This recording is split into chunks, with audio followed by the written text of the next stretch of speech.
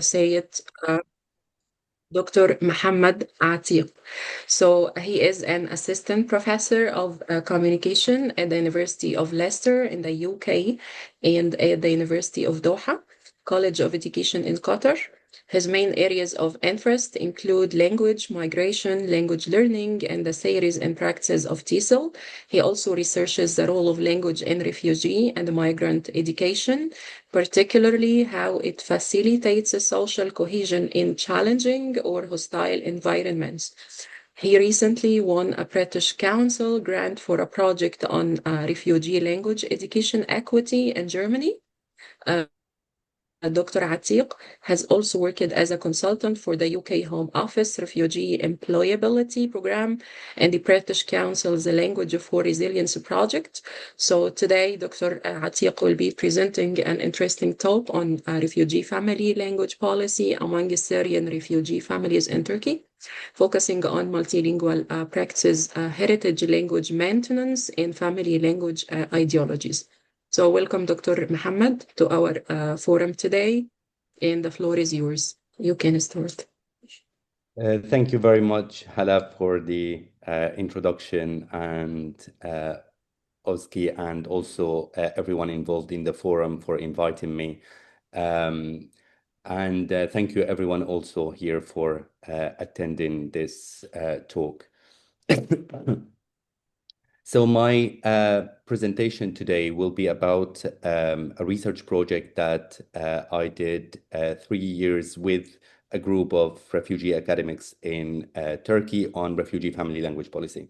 The whole idea started when I was visiting a friend, a Syrian refugee friend in Turkey, and we were talking, and I asked him, and he has 2 kids.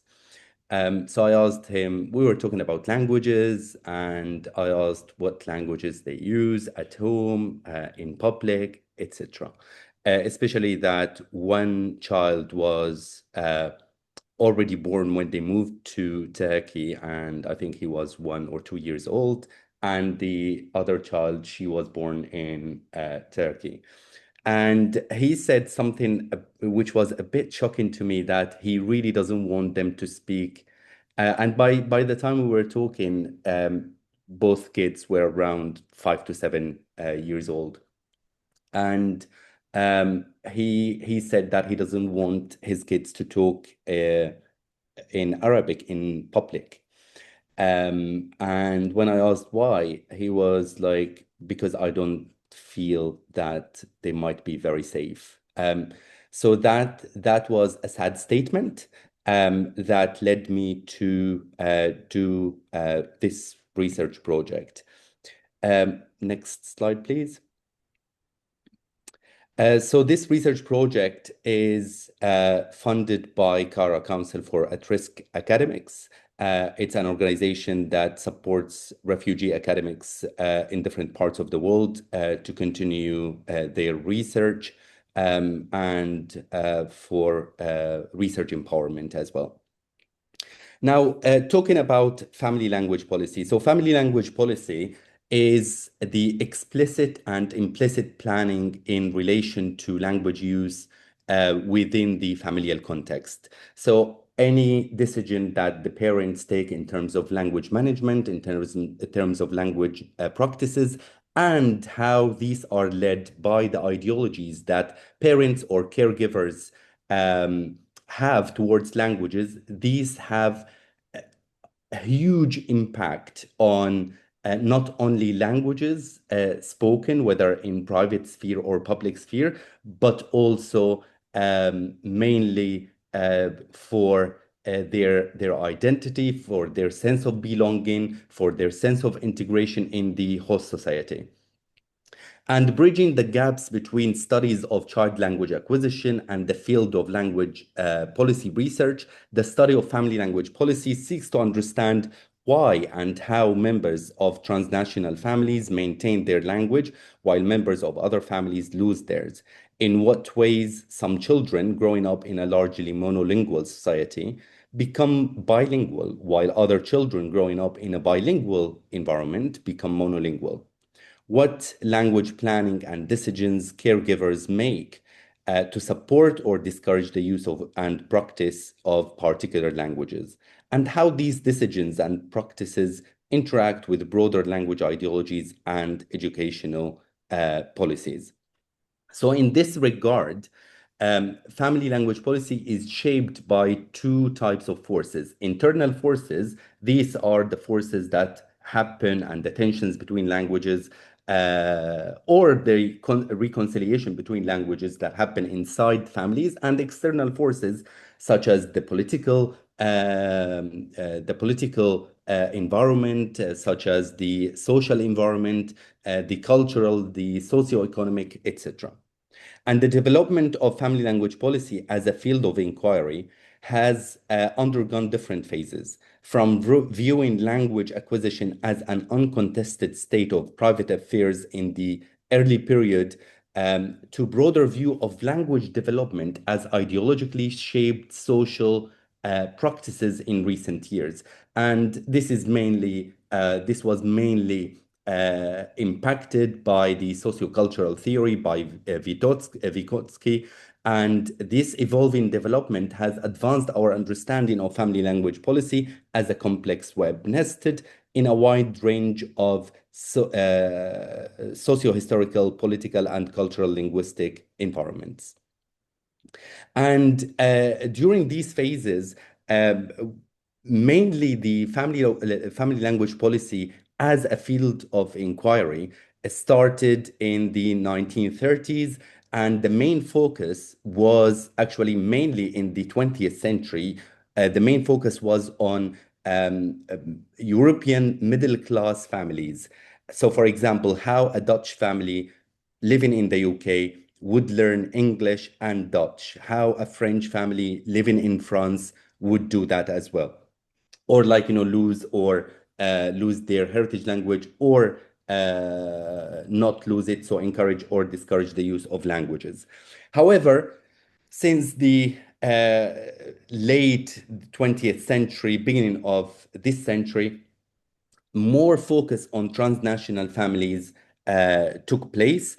So, for example, now we see different studies that focus, for example, on Chinese families in Canada or in the US, Indian families in the UK, Iraqi families in Sweden. So we see all of these different studies. So more transnational families and more languages, not only European languages, started to be included.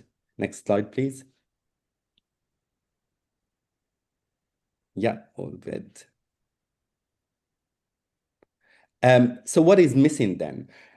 King argues that the current phase needs to include more transnational families and more minority languages. And also the focus, even with more transnational families, most of the research about on family language policy takes place in the global north.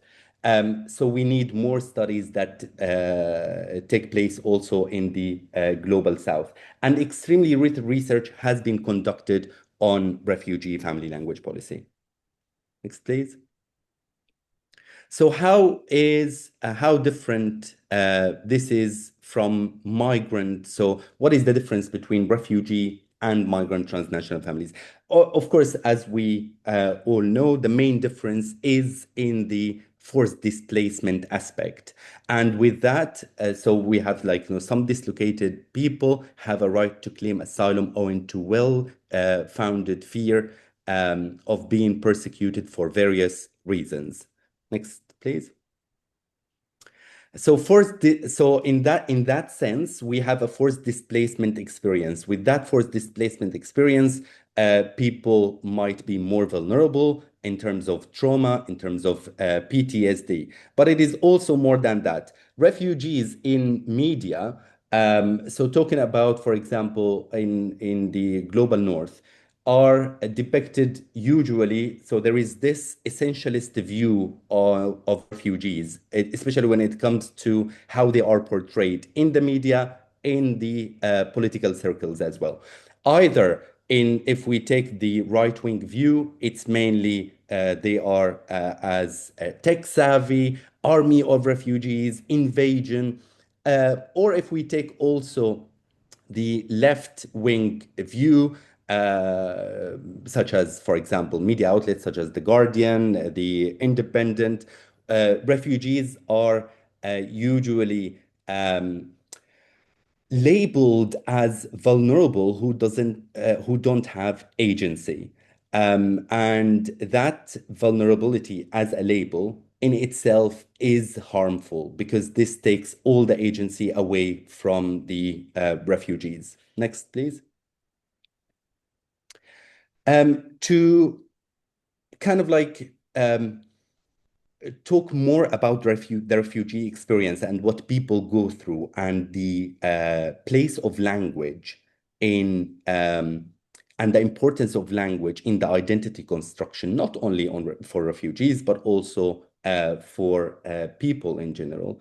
However, I was watching this film, which is called Sitting in Limbo. And Sitting in Limbo is about a film about refugee experience in the UK. And this excerpt actually talks volumes about refugee experience and the language importance. So it says here, you arrive, a stranger in a strange land, on the shores of the relatively peaceful, the relatively rich, the relatively secure. You arrived wrapped in questions that must be answered. Who are you? How did you get here? What have you done? Where are you from? The answer these and to answer these and offer proof, you have only your body and your voice. Certainly, you will speak over and over to officials in a language or languages they don't understand. It is the language of your ancestors, or one of three used by your parents. Perhaps a language that you learned along the long, long road, or one you have nearly forgotten after all these years.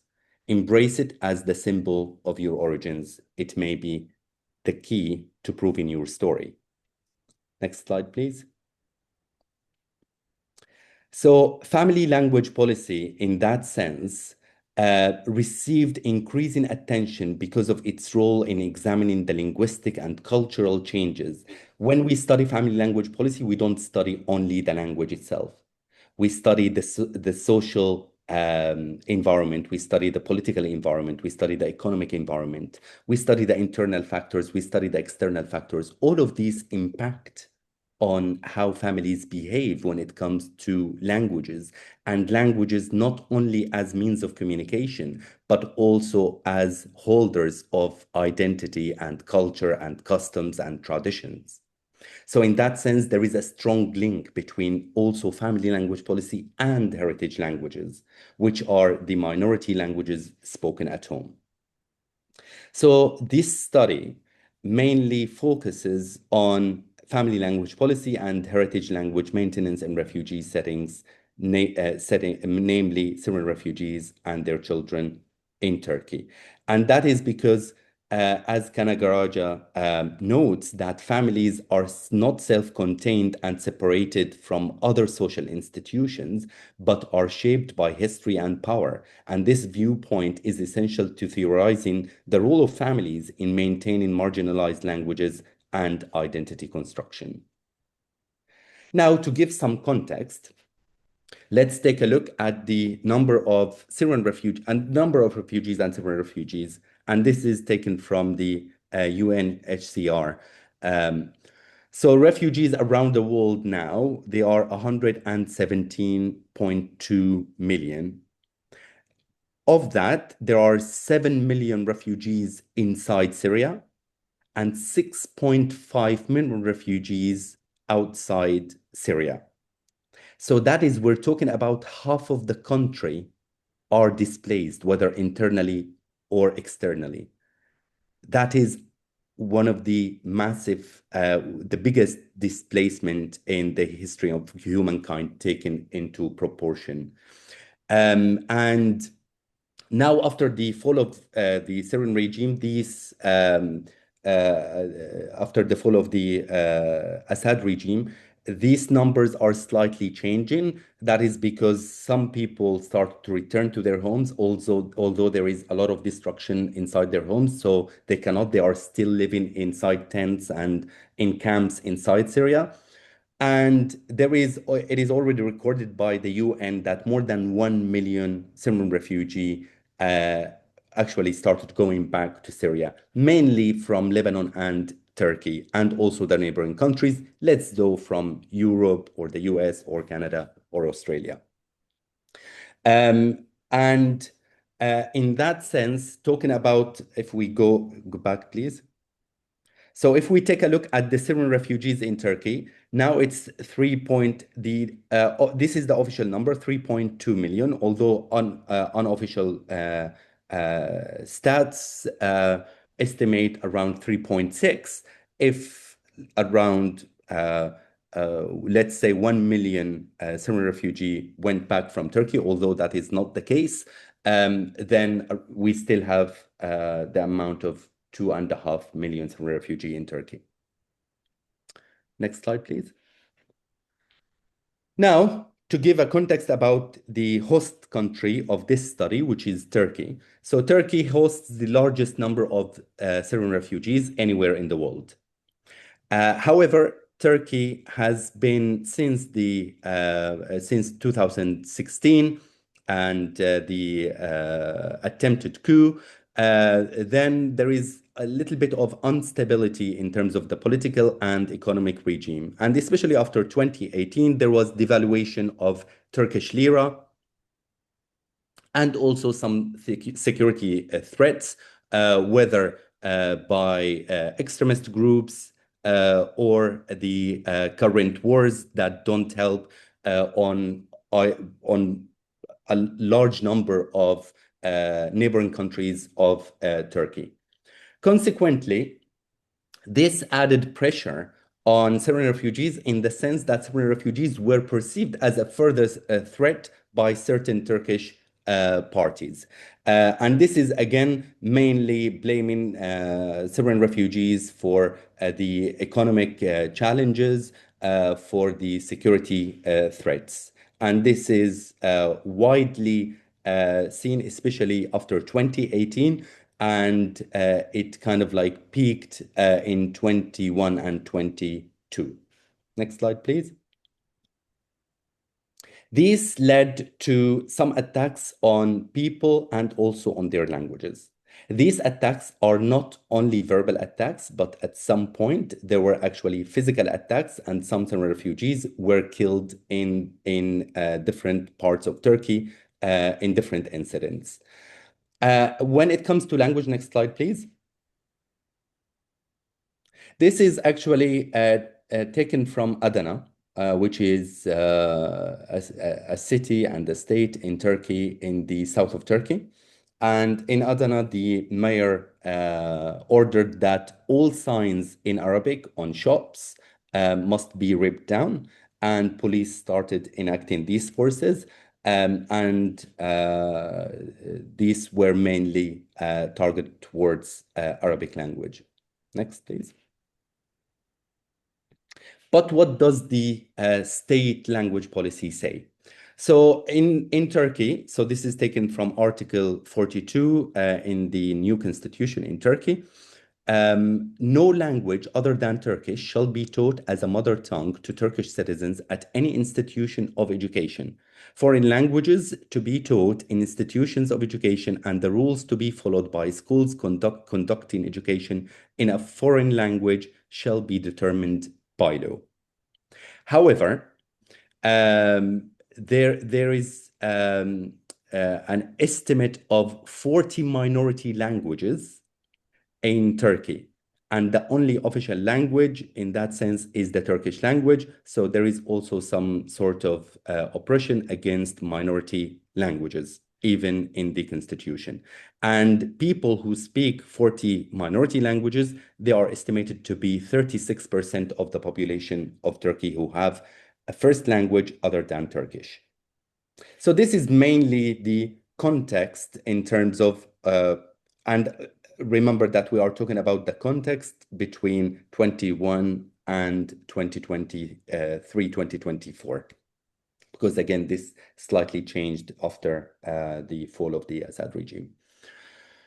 And this is also when this study was conducted. So in terms, and this led to the research questions. So the two main research questions are how does forced migration impact on family language policy of certain refugee families in Turkey in terms of identity construction?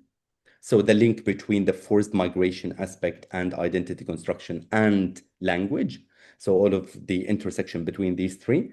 And also, how do Syrian refugee family members enact and perceive their family language policy? When it comes to family language policy, Spolsky has has theorized family language policy, including three main tenets, and these are language practices, how people practice their languages, what languages they speak, and then language management is about the encouragement or discourage of the use of different languages, and ideologies. These are mainly the attitudes and the perceptions of languages, and these impact whether people encourage or discourage the use of different languages in their day-to-day interactions. Next, please. Yes. Okay.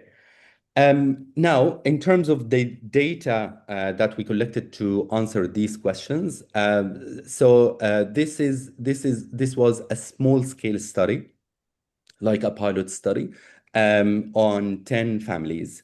All of these 10 families have two parents, except one family with a single mom family, in four Turkish cities. These are Mersin, Sakarya, Gaziantep, and Istanbul. So we have 10 mothers, 9 fathers, and 13 children between 6 and 10 years old included in the study. All children except 3 were born in Turkey. And one of our limitations of this study is that we only included Arab families, and these are mainly for convenience, as the researchers who collected the data knew mainly Arab families, but of course there are Syrian Kurdish families, there are other languages in Syria, so these were not included in the study. In terms of the methods, we interviewed the parents, and the interviews included questions about practices, about language management, about language ideologies. And with the children, we used language portraits or language simulates. And these are language portraits consist of the outline of a body cellulite, which participants must color by choosing colors to represent different languages, placing them on different body parts, and this results mainly in a graphic visualization of their linguistic repertoires. And this is mainly because it is non-intimidating, it is easier to elicit data from the children through portraits and through coloring. And language portraits uncover also the thread connecting the emotional with the practical, as it shows how the participant draws the linguistic world in their minds. Next slide, please. Sorry, and we followed also thematic analysis to analyze our data, and we came up with 4 main themes. Now I will show these main themes, and there is some discussion of each theme. So the first theme, and the most kind of like dominant in our research, is that religion as a principal pillar for family language policy. This theme, actually, it is very similar to other studies, especially when it comes to Arabic language, that not only to Arabic language, but also to Hebrew, to different languages that are associated with religions. So this theme is not really particularly exclusive to refugees. We see it across different migrant family language, across different migrant families around the world. So in their interviews here, as you can see in the excerpts here, parents emphasize the religious and the religious aspect of maintaining Arabic. For them, Arabic is not only the language of the Quran, but also the only method for safeguarding their children and their religion. Arabic is also a nation's mark and a representation of an Arab's linguistic identity. Arab identity in most of the 20th century was based on the unity of language above everything else. And this is in Arabic, we call it the Pan-Arabism, and through Jamal Abdel Nasser and other leaders who promoted that ideology. Alabite, of course, the connection with the term Arab identity being an essentialist term because there isn't such a thing which is called just Arab identity, as Arab nations have different identities. All parents in this study referred to religious rituals as a main anchor for encouraging the use of Arabic at home. That is to read Quran, to pray, to engage in Islamic rituals. The excerpts highlight the parents' responsibilities and positions as careholders, Muslims and Arabs in the context of refugee community that speaks multiple languages. These numerous aspects of the parents' identities are interconnected and have an impact on how the children are raised in terms of language and culture. Next slide, please. The next theme that we have is the commitment to heritage language maintenance. Not only the commitment in the following slide, we will also, that some parents also using Arabic or learning Arabic is kind of indifferent to them. So the theme, commitment to heritage language maintenance, the data suggests that parents have varying attitudes towards heritage language maintenance. Some are highly supportive, while others are indifferent. Families find themselves in a process of negotiation, where their actual presence becomes under direct reshuffling to become a part of the new society. Either they adopt this position and integrate, or mark themselves to avoid full assimilation. Most parents, however, showed strong commitment to heritage language maintenance, as you can see here, with some management practices. These management practices, such as how they teach their children Arabic through, excuse me, YouTube videos, listening to Arabic songs, and sometimes also enrolling their children in Saturday schools or complementary schools to teach them Arabic. However, next slide, please. The parents who show indifference on their part to maintain heritage language at home, claiming at this time of their lives, studying the dominant language of schooling is more important, and any summer Arabic courses will negatively affect their Turkish. And this is not only in the Turkish context. We see this actually in different family language policy studies, where some parents have the view that if you learn one language, that means it will impact the other learning other languages negatively, although research shows the opposite of that. But again, this is part of the ideologies, language ideologies that were mainly common in the early 20th century. Next slide, please. Now, this one is particularly interesting, this theme, which is hiding Syrian linguistic identity. So this theme highlights that some parents and children avoid using heritage language in public, trying to avoid markedness. So anything that marks them as Syrian, they try to avoid that, including using languages. If we see here, for example, where I tell my daughter to avoid speaking Arabic out in public because I don't want her to get hurt. Or the other one, which is when there are Turks around, I don't like them to know I'm Syrian. I want them to think I'm a Turk. And this is from a child.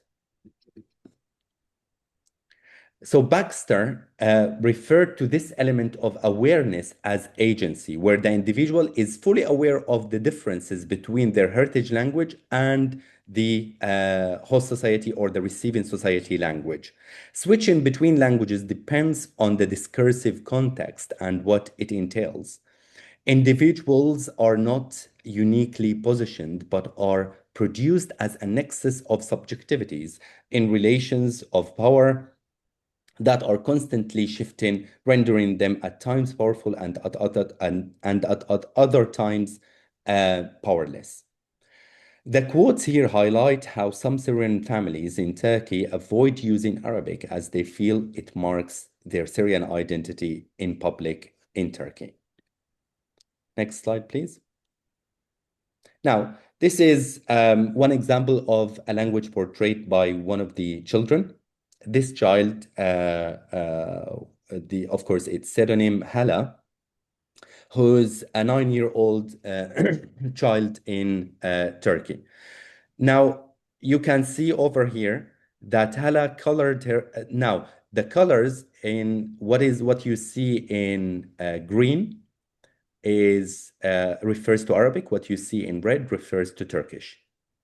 So she colored her parents and her siblings in different colors. However, when it comes to her, mainly she colored herself um, in red, which actually relates to Turkish. So the children in the portraits make a clear connection between language skills in a language and its placement and the amount of color in the language portrait. So all the color choices the children here gave are personal and subjective and emotional. Yet they reflect, when they are observed, how the children see themselves and their parents' proficiency in Turkish and Arabic. So Hala, in this case, made a link between the proficiency in the language and the amount of the color that refers to that language. And over here, Hala says, so justifies the choice of red for herself. Because I have been learning Turkish for a long time, I feel I'm a Turk. I colored my little brother with little red because he can speak very little Turkish or Arabic. So he doesn't speak actually either languages. I placed extra red color on my mother because she and my older sister can use Turkish to some extent. As for my father, there is little red because he can speak little Turkish. Next slide, please. However, there was actually something here which was slightly raised a lot of ethical issues. So the researcher who was collecting the data uh, asked Hala. So there was this conversation between the two about her choice of red. So the researcher said, "You're almost all red. You speak Arabic with me. Why didn't you use green?" And Hala said, because I'm a Turk. So this family, they have Turkish citizenship.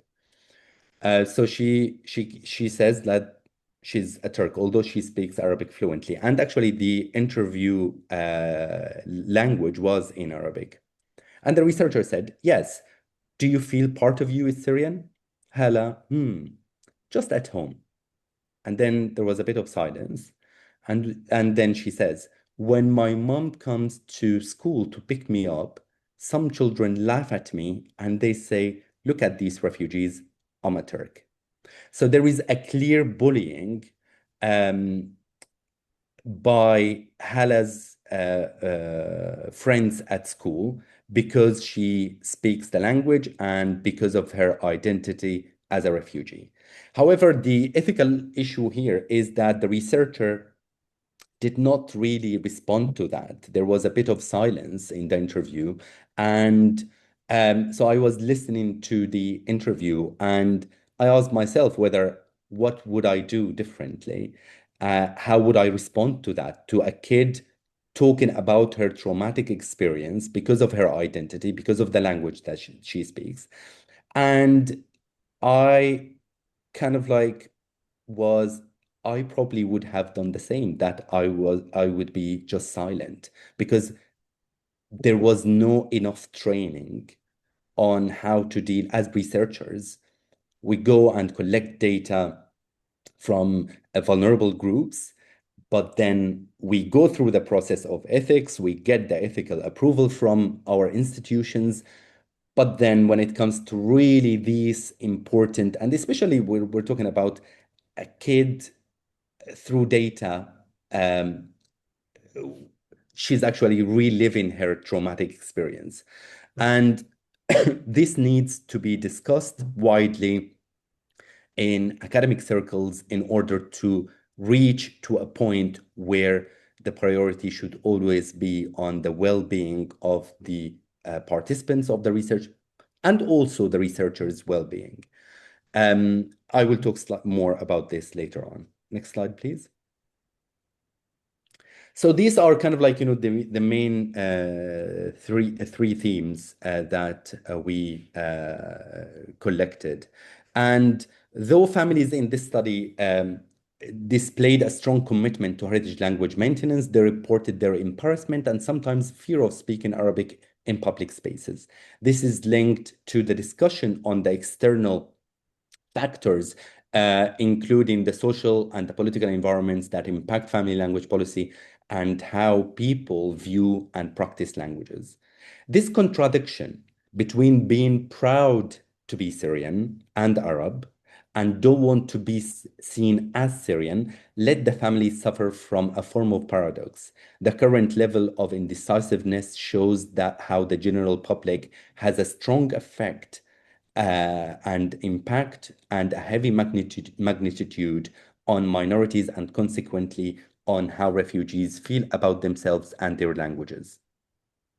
Societal discourses draw the boundaries for any newcomer, which could impact the migrant's well-being. Forced migration causes mental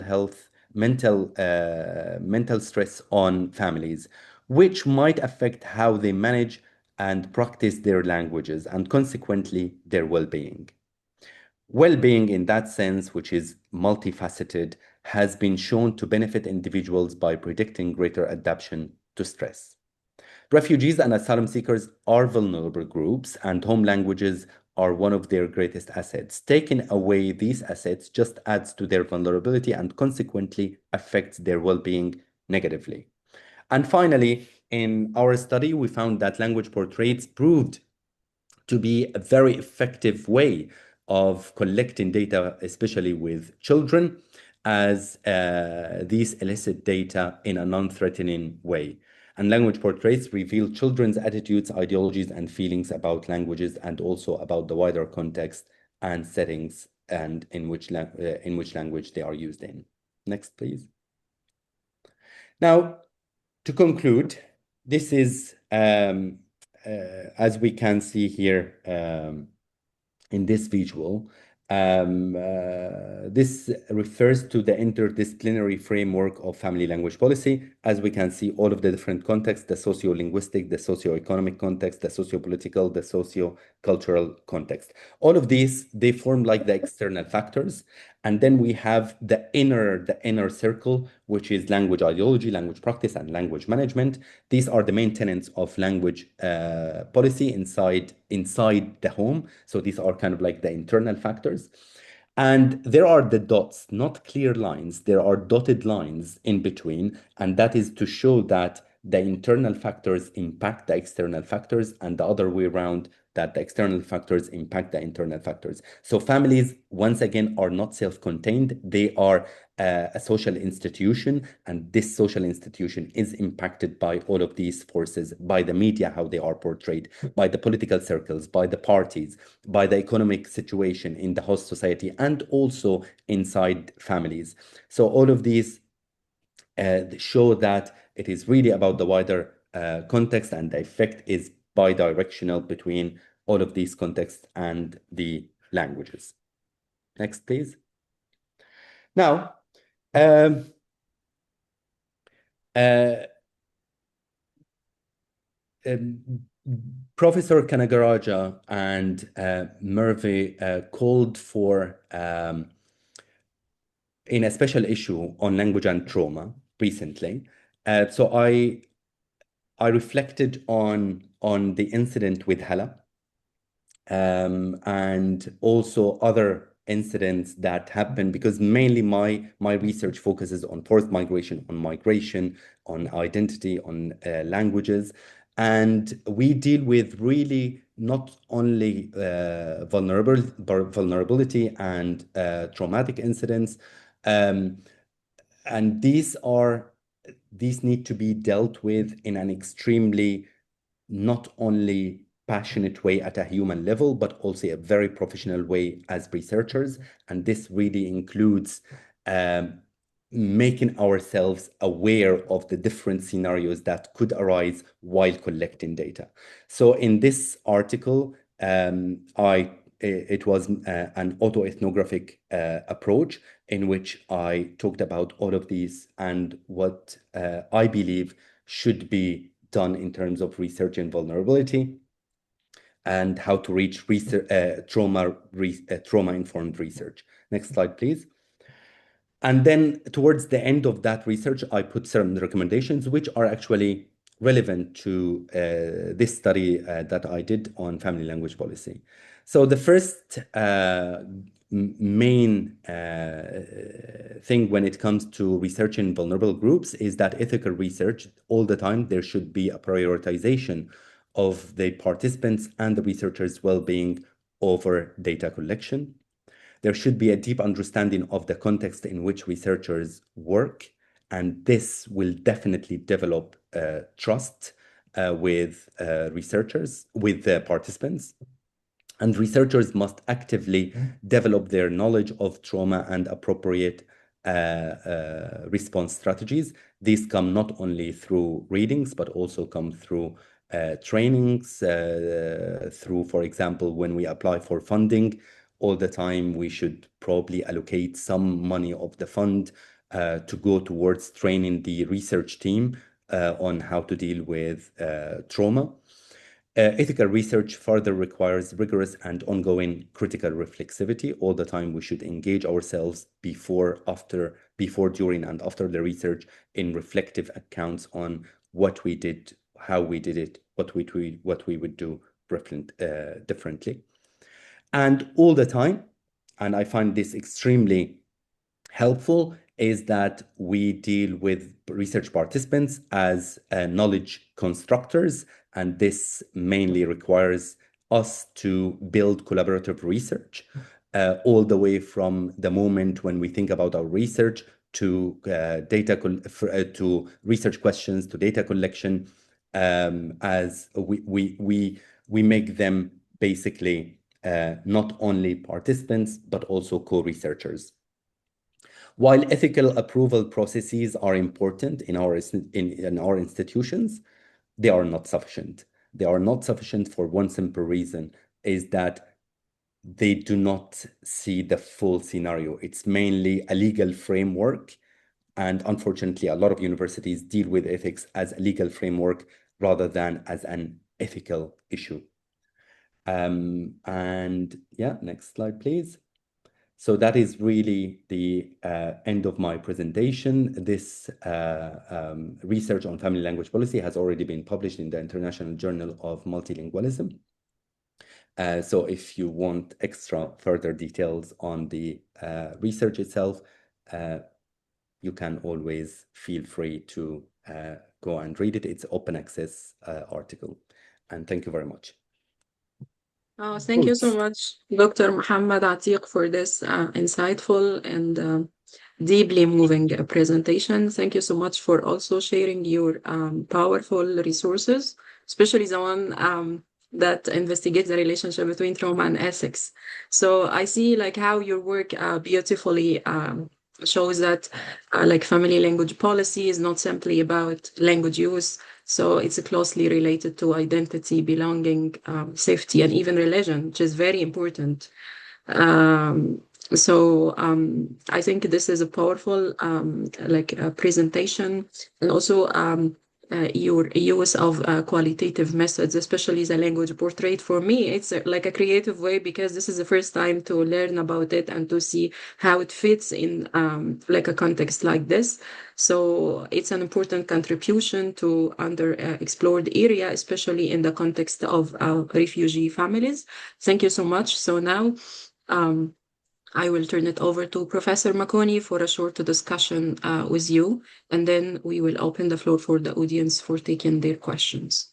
Professor Thank you, Makoni? Mohammed. Yes, thank you very much for this. This was a very interesting discussion. Let me pose a couple of questions, and you might help me think some of these issues through. I have a couple of questions which are related to this. Of course. The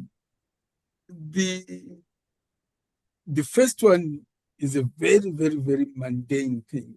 You have touched on it a couple of times, about the entity of a family. You cite Kanagaraja somewhere where you say that a family is not self-contained. So my question is, towards the end of your research, did you have any ideas about how to rethink the unit of data collection for you, which was the family? Because most of the research in family language policy seem to take as unproblematic the idea of a family. If you were to ask me what is my family, I would be hard pressed to know what exactly you mean.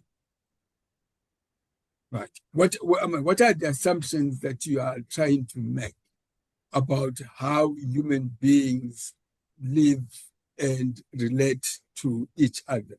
Are you talking about the people that live next to me, or are you talking about the people in another place? So my question is, philosophically, in your research, at the end of the data collection,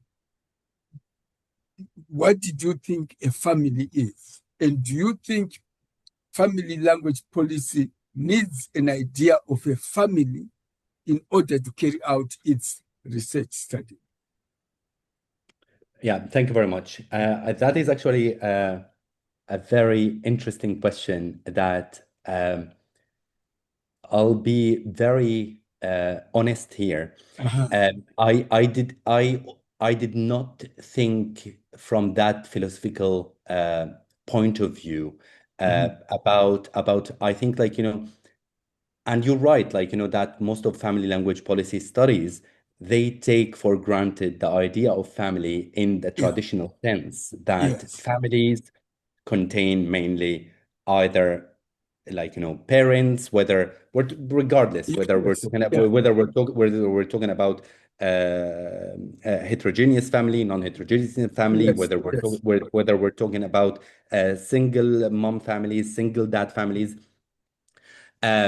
So to me, in the sense that we collected data, and this is what I mean, that's fine. in the sense that we collected data, family is the small unit where there are caregivers and there are children. And in that sense, it's that small unit, rather than looking, for example, at extended family or defining what a family is from a philosophical not only a philosophical perspective, but maybe trying to break that. Probably, maybe it's an essentialist view of families, like, that we're looking at family only from this perspective. Maybe we need to define what a family is in our research towards the beginning, although that really doesn't happen, and it didn't happen in my case. I Yes, didn't yes. I didn't provide that definition, and I've never seen a family language policy that provides that definition. But it's always good that Uh-huh. to take a look at that from different perspective, and I think, like, this is really interesting. So thank you for raising this. Mm. I have not thought Mm. about this before. Yeah, yeah. Because when you were presenting, it was clear to me that the one of the key things that had to be problematized by research into family language policy was the very idea of what constituted a family, right? Particularly if you're going to talk about transnational families, then the whole thing becomes even more difficult to try and pin down. And True. I want to pursue this a bit. The challenge, I think, family language policy is faced with when it talks about transnational language families, let's say an African family in Europe or a Syrian family in Turkey, etc., is that it overlooks the fact that even, for example, in the global south itself, there's a lot of movement within that global south. So True. you should be able to carry out family language policy research even within the same country, people moving from one part or one region of the country to another, right? That it should not be restricted to transnationality, because there's a lot of movement within the same country. Right. That is correct. Yes. Yeah, So, that is so correct. I Yeah, believe, sorry. for example, if I if I if I had grown up in the northern part of Ghana, but I then moved to the southern part of Ghana with my family, that in itself should is some form of transnationality. It should be possible to carry out research in those areas. Yeah. Mm. Yeah. Okay. So first of all, to talk slightly about the tradition of family language policy research as Yes. a field of inquiry. Yeah. Yeah. Just to repeat what I said in the presentation is that most of the research took place in the global north, and that is Yes. Yes. as we all know, Yeah. because, That's like, yeah. Yeah. there are different reasons That, why there is more research in the global north than in the global south. Now, um, does it mean that we cannot do research in the global south? Of course not. of course not. Of course. It's all about availability of researchers, availability of time, it's availability of funding, chances of research. In some parts where research agendas are really extremely uh, limited because of also different political views that Yes. uh, Yes. I will give you an example. For example, Uh-huh. when I was doing, so I'm originally Syrian, and when I was Yeah. doing so I did my MA in Syria, and when Uh-huh. I was thinking about doing my research on, so there is really extremely little research on Kurdish language in Syria, right? Even in Arabic language, unfortunately, you would see, like, some Yes. uh, Yes. people in the global north talking about languages in the global south. Uh-huh. Now, so I wanted to do my MA research on attitudes towards Kurdish language by Arabic language speakers. And then I remember my supervisor basically just shut me down, that no, because this will raise different questions. And especially at a time where the Assad dictatorship was holding the country in an iron grip. So Yes. the Yes. professor didn't want any problem for him, probably, but also for me. And that these sort of restrictions also add another layer of complexity, why research is restricted sometimes in some parts of the world. Yeah.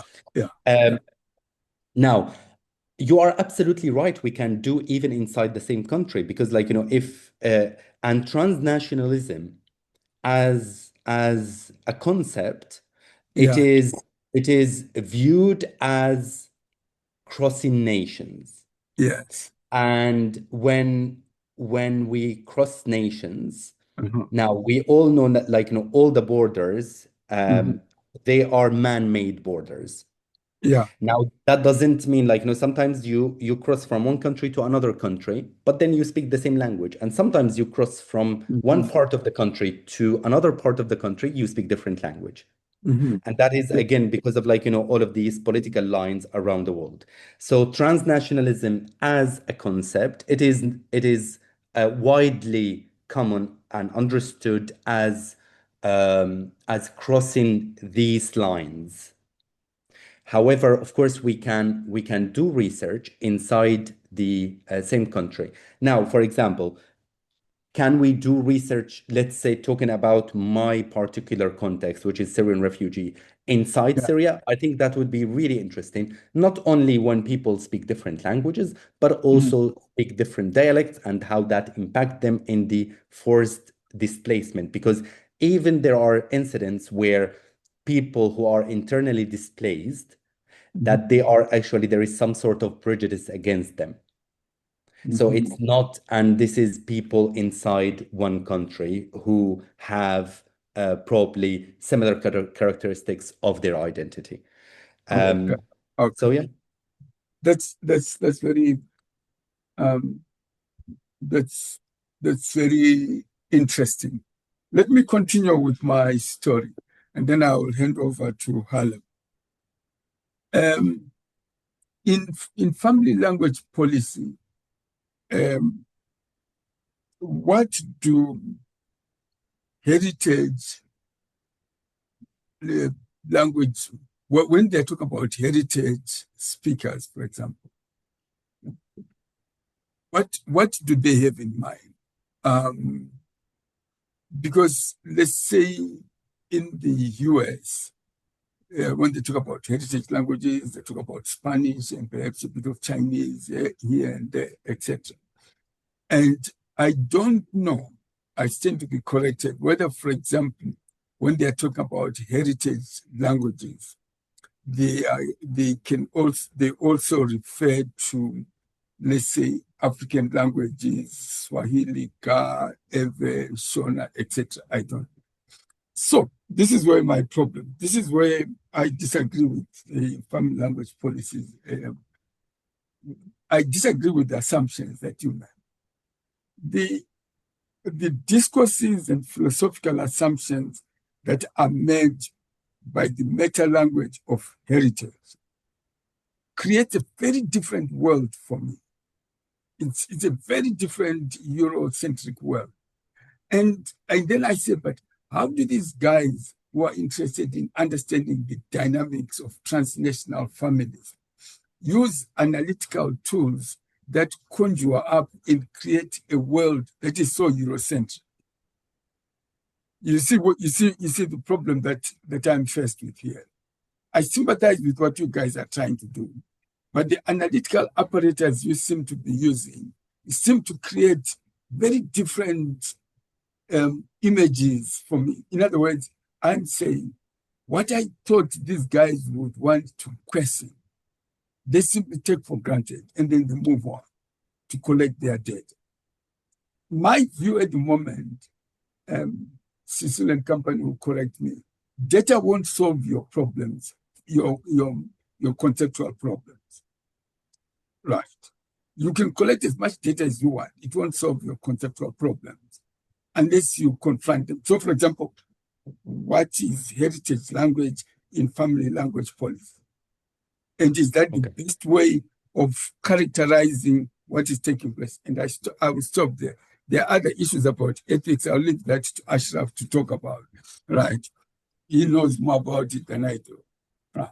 Do you see where I'm going, Mohammed, about this? So is your issue with that naming these, is the issue with the Yes. title heritage language, or is the issue something different? No, the issue is this. Ultimately, I don't mind what you named. But Okay. what I am sensitive to is that when you name something, there are certain political and ideological assumptions that are made, right?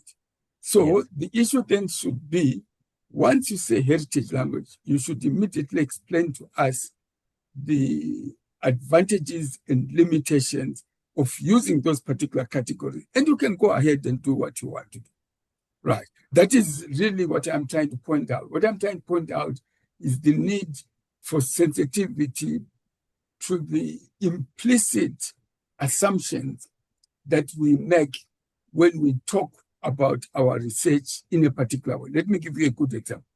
You were talking in a very eloquent way about the issues about ethics and legal framework, and I could see that you were explaining the importance about in the ethics and legal frameworks and the importance of drawing that distinction. That is the sort of thing that I would have been very comfortable with if a similar intellectual curiosity had been leveled at other terms like heritage.